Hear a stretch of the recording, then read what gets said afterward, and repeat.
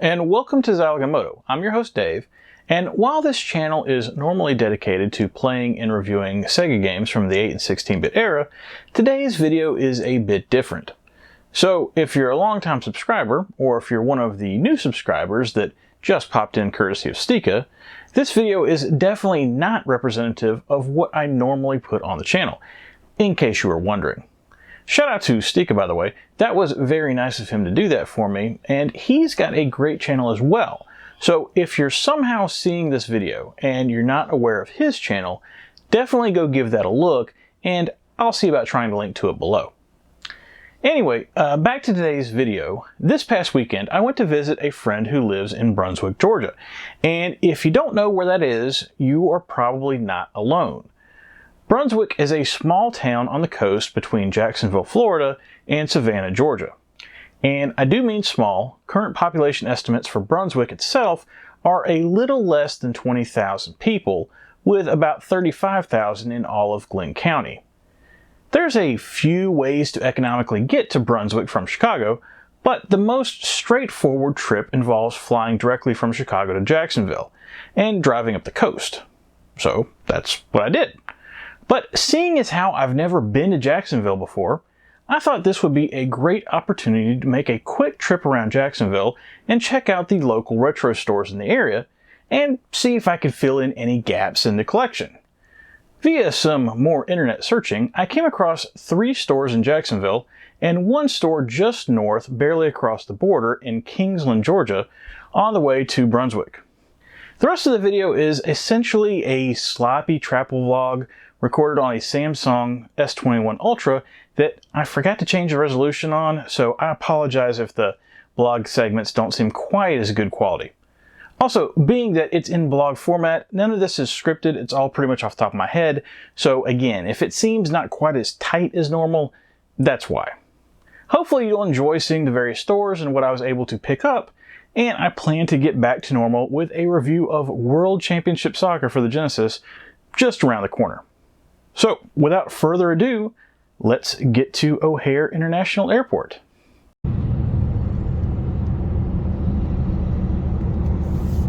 So this video is a little bit different. Got a trip coming up to end up being in Brunswick, Georgia, and the easiest way to get to Brunswick, Georgia from Chicago is to fly through Jacksonville. So previously what I did was I went and looked up and found some local retro shops in Jacksonville, and personally I've actually never been to Jacksonville that I'm aware of. Maybe one time when I was really young and maybe we like just drove through it or something real quick.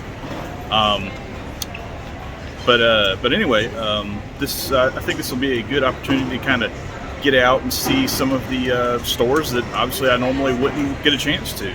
So I'm hoping that we'll be able to find something that I need. Got about 400 games still on the list. Now granted, of those 400 games, like 125, 150 of them are European, so you're not finding those. If I'm lucky, I'll find something that's American that I need. I think I can count on one hand the amount of time I've found PAL games in the United States. So anyway, we'll see what we find. It's actually 3 stores in Jacksonville, and then 1 other one in some small town. It's like King Street or something. I don't know. I'll clarify that once I get going to that location. But basically, it's on the I-95 corridor up to Brunswick. Positive vibes. It's already been a wild day today. Got in here. Of course, I overslept. It's like I can't, whenever I'm flying somewhere, I cannot be there early. I always try to be like, they say to be at the place, an hour before boarding, and I never make it. It's, I got some sort of, I don't know, mental block or something. Today my thing was I overslept by 40 minutes, which could have been bad. Thankfully traffic wasn't bad, but then I get to the airport and all of the normal long-term garages are closed.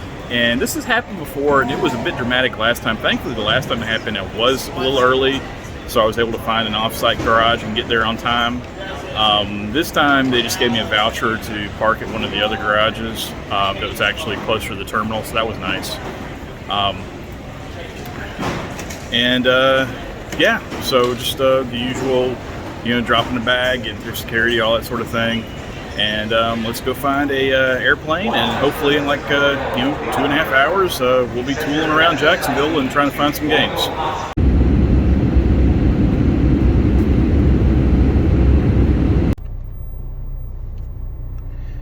Landed in Jacksonville.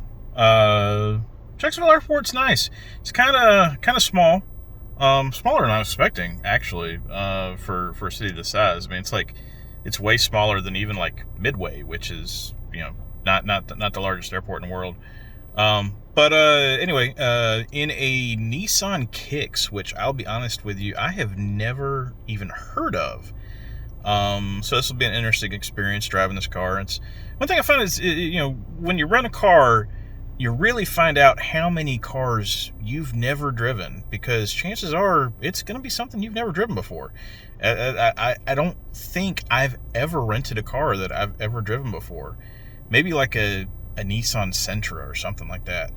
But anyway, the first stop on the itinerary for the the first stop on the trip itinerary is a place called Video Game Rescue. It's on the south side of Jacksonville. Looked decent from the internet, so we will take the about 25-minute trip down from the airport and see what Video Game Rescue has to offer. See if we can fill in any of those slots. So, brief stop before we hit the first retro shop. Honestly, I'm starving. I was barely able to grab some McDonald's real quick before getting on the plane earlier, and it's now considerably later in the day. So I decided to stop at an East Coast institution that we do not have in Chicago, and that is. Anyway, we are at a Wawa. So I'm gonna go in there and I'm gonna get some food, and then we will continue on to the first store on the journey.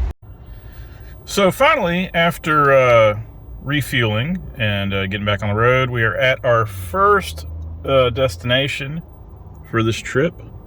This is Video Game Rescue.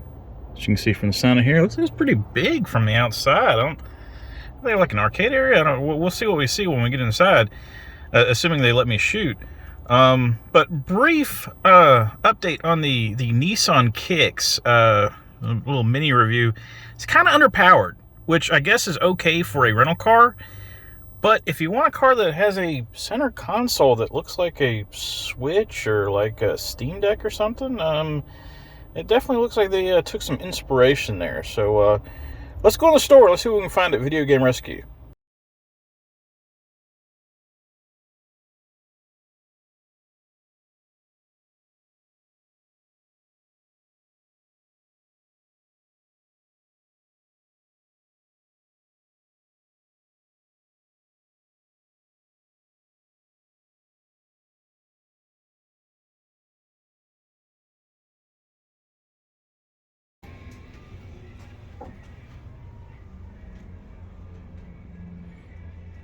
These candy dispensers, or I think it's candy machine. I think it's about candy machines.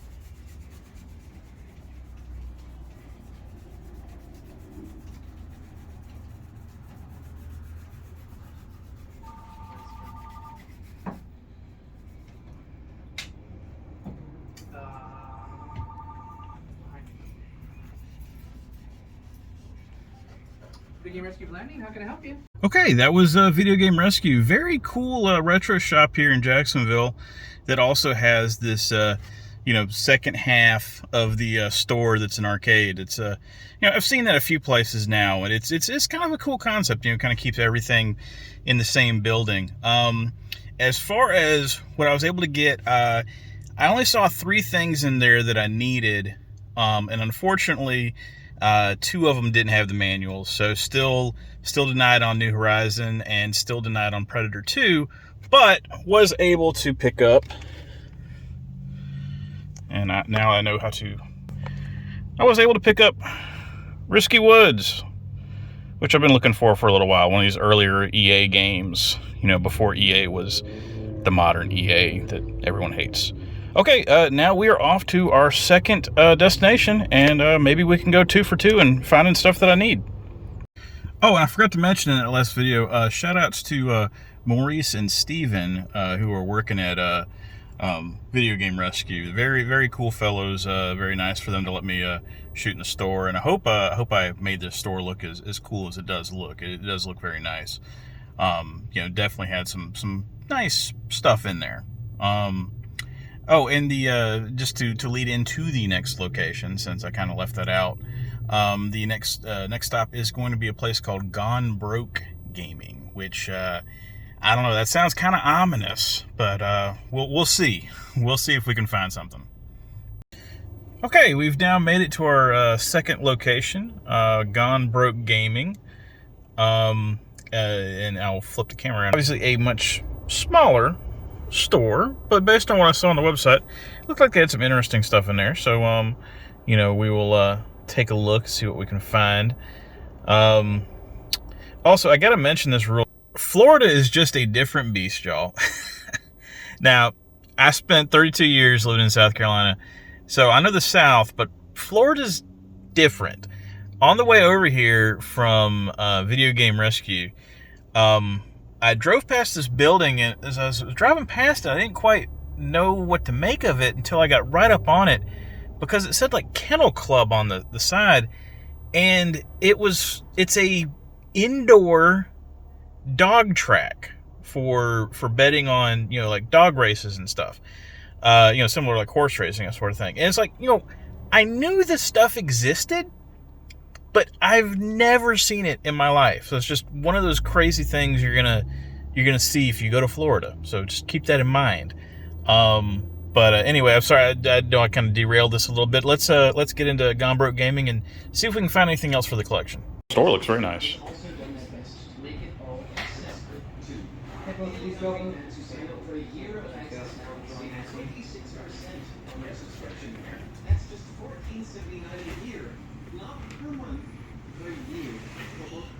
I don't think I've actually seen a copy of Bebe's Kids in 30 years. And you've got 2 of them. That's crazy.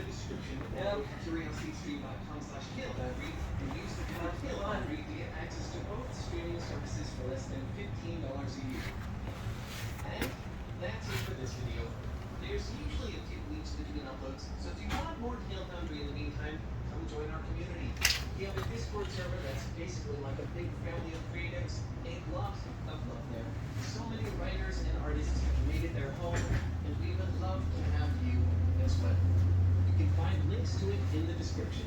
Hope to see you there. Until then, thanks for watching and keep making stuff up. I'll see you next time. Bye.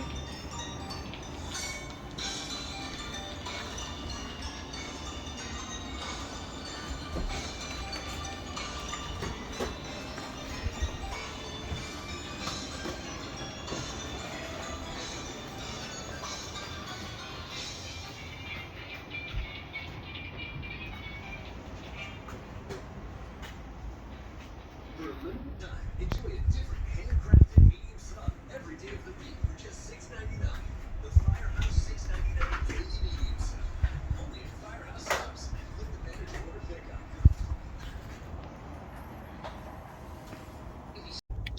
Okay, that was Gone Broke Gaming, and this is one of those things where, don't judge a book by its cover. I mean, obviously, it's on the outside it looks a little worn down, that sort of thing, but obviously you could see as soon as I walked in the door, these guys take care of this place. They had a lot of nice stuff, and I was able to pick up 3 things for the list. We'll take a look at those now. First up, the Magic School Bus, because you got to have that. I thought about ordering this one off of eBay before, and I never pulled the trigger. They had it for a pretty good price, so I couldn't pass that up.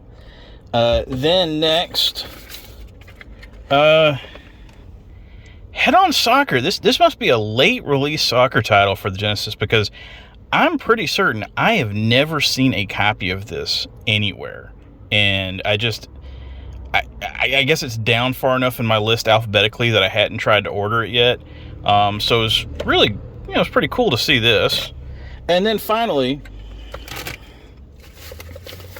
and this is just and I apologize for that bad camera work there. I'll probably edit that out. Steel Empire. This was a great shooter. Had trouble finding it with the manual when I've looked for it recently, but they had it, so now I have it. They also had a copy of Sparkster, which I thought about picking up, but it's like a $300 title right now, and I didn't want to spend $300 right then. So, but anyway, if you're in Jacksonville, Gone Broke Gaming, definitely add them to the list, along with Video Game Rescue. And now we're going to the third spot. So let's head on over to the third store on our journey and see what we can find. Okay, well, I am now at the last stop on the Jacksonville excursion here at a place called Games Galore. And I don't know if I'm going to be able to video at this place or not. But let's at least let's stop in here and see if I can find anything that I need for the list. And I will return in just a minute with the results. Okay, outside of Games Galore again, and kind of running a little bit low on time, unfortunately, just due to the plane issues earlier and everything. So I didn't take the time to shoot any video in there. But I was able to knock one more off the list. Lemmings 2 Tribes. And I'm pretty sure I've seen this one before, but I've never found it with the manual. So now I've got a copy with the manual, and that's 5 games in a day for the to knock off holes in the list. That's pretty good. So I'm happy with that. We will let me edit all this together, and you hopefully will be seeing this soon, so you'll have some better ideas of what to do in Jacksonville if you're looking for some retro games. Okay, bonus retro game store stop here in Kingsland, Georgia, which is basically just north of Jacksonville, up I-95, right across the border from Florida. And we are at Game Over Video Games and More. So, and again, it's kind of later, so I'm not planning on recording any footage in here, but I definitely did want to at least, stop in, take a look, and see what they got. Okay, so the results of that bonus stop to Game Over Video Games and More. And by the way, I really wish I had time to shoot video in there, because that store's awesome. If you guys are ever around Kingsland, Georgia, which probably not, but if you're ever at like maybe Savannah, and you want to drive a little bit south, or if you're in Jacksonville and you want to drive a little bit north, definitely check this place out. You guys got to see all this stuff that I was able to pick up here. All right, now so I ran across Fantastic Dizzy twice today. This one actually does have the manual though, so that's why I've got this one. I think it's also actually got a poster in here. This is another thing. All this stuff that they had here, you might have noticed that the games I picked up at the other locations were a little bit beat up, but I didn't care for most of them. These are all in pretty nice shape also. Okay, so that Gods. This one I've been looking at for a while, just never ran across it for whatever reason.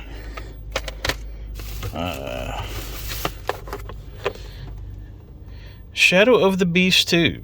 I feel like I have the first one and just never came across the second one for whatever reason. Let's see, what else?